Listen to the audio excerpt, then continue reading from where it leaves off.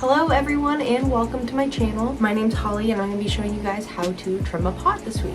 So last week I showed you guys how to throw. This week I'm going to be showing you guys how to kind of finish that up and carve at the bottom.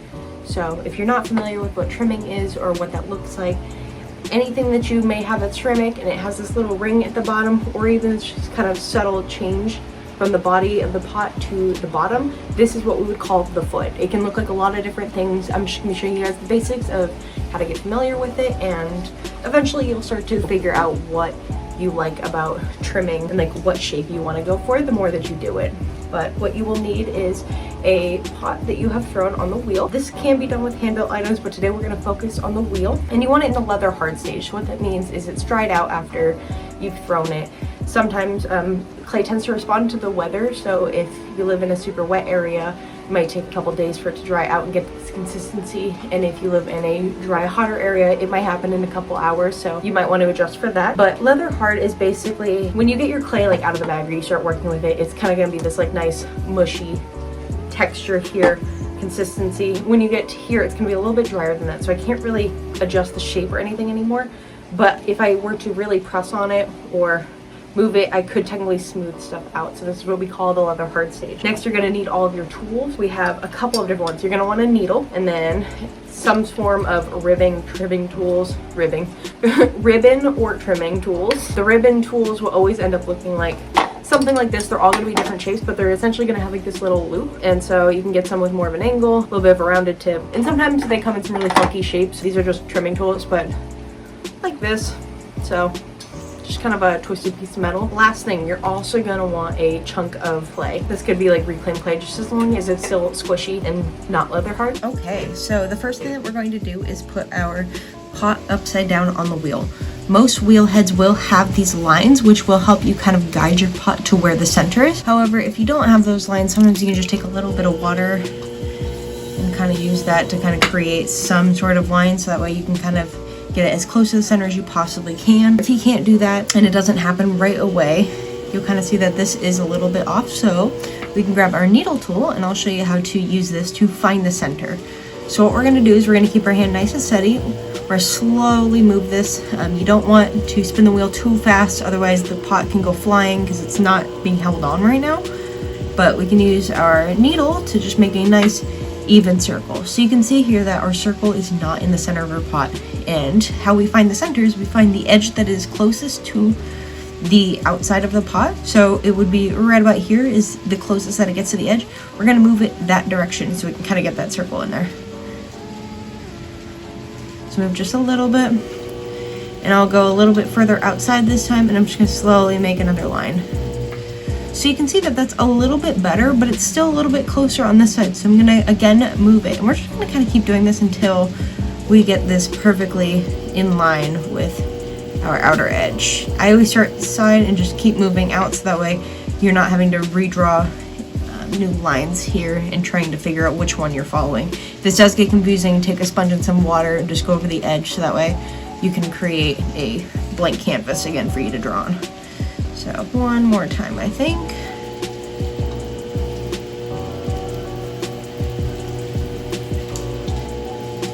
And I'd say that's pretty good.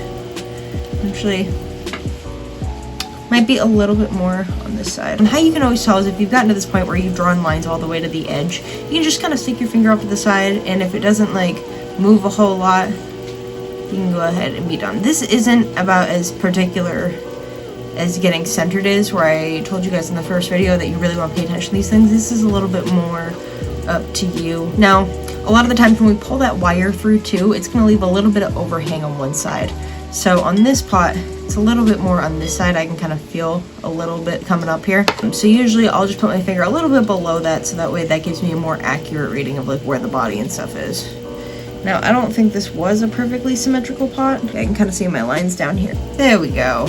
Okay, so now once we are there, my finger's not moving on the side here. So we can go ahead and get this trimmed. Next thing we want to do is we want to grab all of our extra clay balls, and what we're going to do is we're going to split this up into 4 little chunks. You want to make sure that you put a hand on top of this first, otherwise it's just going to go flying, and you're just going to wedge the clay onto these edges here. So always got a hand on top, because if it ends up moving in this process, you're just gonna have to restart.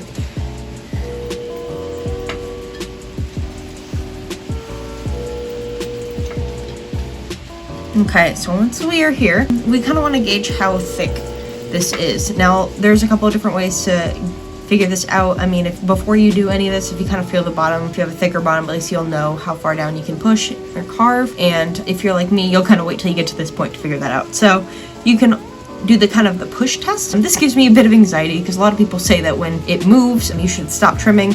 I like to use what we call the tap test, so it goes by sound. That'll get louder as we carve more stuff out, and I'll show you guys in a minute. So we'll go ahead and grab our ribbon tools. And usually I start with the outer edge first. You can start in the inside, but I'm gonna start with the outside. And I usually go for a larger ribbon tool because of the fact that you can get this outside edge to kind of line up. So what we are aiming for, again, is this nice ring here. In the outside, you can kind of make this shape whatever you want. So I always start with the outside, just so that way I know that my body kind of continuously goes into the bottom, because you don't want to just slap a foot on there. It's not going to look like it belongs together. So you have to shape the whole body again for this to match. So I'm just going off to the right side. So this will matter if you are right or left-handed, depending on the way your wheel is spinning. My wheel is spinning counterclockwise, so I'm gonna be on the right side, because if I were to put this over here, this isn't gonna do anything. So we want to be on the side that goes through our trimming tool. Another thing is I'm using this at an angle here. You can kind of see. If I do this flat, it's really not gonna do a whole lot. This also depends on like where you hold it. So if I hold it flat like this, it's going to flatten out. If I angle it, it's going to curve. And you can move this as you do this. I always suggest waiting at least like 2 or 3 seconds on each section, because we do want to think of this in rotations in like levels. If I just like start going like this, we might end up just like leaving lines because you didn't have time for it to fully rotate. So once we have our outer edge to where we want it, I've kind of created this start of a foot here. Now I could leave it here if I really wanted to. This is enough for a lot of people. They just like leaving it here, and that's totally okay. Trimming, what you do with it is completely different for everybody. And so some people like to be a bit simpler with it. I usually like to put the ring in there depending on the piece, but this is going to be a mug, and so I think that having that nice little ring, the bottom would be nice and great to have. So what I'm going to do is we're going to go ahead and make this outer edge here. What I'm going to find my edge, I'm just going to take this and I'm just going to dig this into the side. You see how that kind of starts to lift up that bottom here? Now this can be easier with a smaller ribbon tool if we decide that we want to switch. So let's go ahead and do that so you guys can kind of see a little bit better. Just gonna go a little bit around the outside. And then if I really want to define that, I'm just gonna go at that vertically. Might curve that under so that way it kind of flares up a little bit.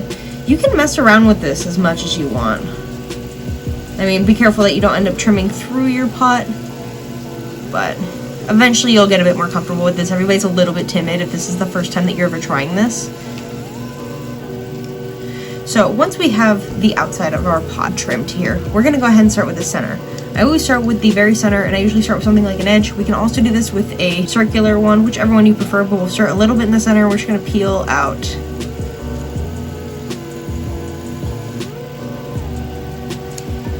Now, we want to make sure that we don't end up going all the way out, because then that kind of defeats the purpose of us lifting this up. So a lot of the times I'll take the square side of this, I'll just kind of dig in at the right there, so that way I know where to stop. And now I can go in and just slightly take off a little bit more. Now if you don't have a lot to take off here, like you know that your bottom's a bit thinner, and also we can hear that, so that way you guys can hear the difference. Hear how much that echoes a bit more? It does move a little bit, so I will stop pretty soon. But if you don't have a lot, the outer edges around here, they tend to hold the most amount of clay. It is just going to be the part that gets the most left behind after throwing, just because of where it's at. So you can do just like very light in here, and then we get to the outer edge, you can angle this down so it almost kind of creates like that bowl shape at the bottom of your pot. What this does is this kind of gives the illusion that your foot is deeper than it is. This can be a bit nice if you just like that look. Traditionally, feet end up serving two purposes. One of them is to kind of give it a visible difference from the surface that it's sitting on, meaning if you put this on a table, it doesn't just kind of fall flat into the table. It kind of stands up. It has almost like a pedestal of its own. Another reason is when we are glazing, we don't want to glaze the whole thing, because otherwise if you glaze the bottom part, it's just going to stick to the kiln shelf. Whereas if you have something like this, it's a very minimal point that's going to touch your shelf, so you're not going to have that roughness on your shelves or countertops or anything like that. At least as much as if the entire thing was touching, but it also gives a minimal point to not glaze. Typically, you can glaze the inside of where this dips down a little bit, but this was a shallower foot, so I chose not to because I didn't want the glaze to drip. So that is why we do feet. And then I think once I have most of this, I might go out to the outside a little bit more.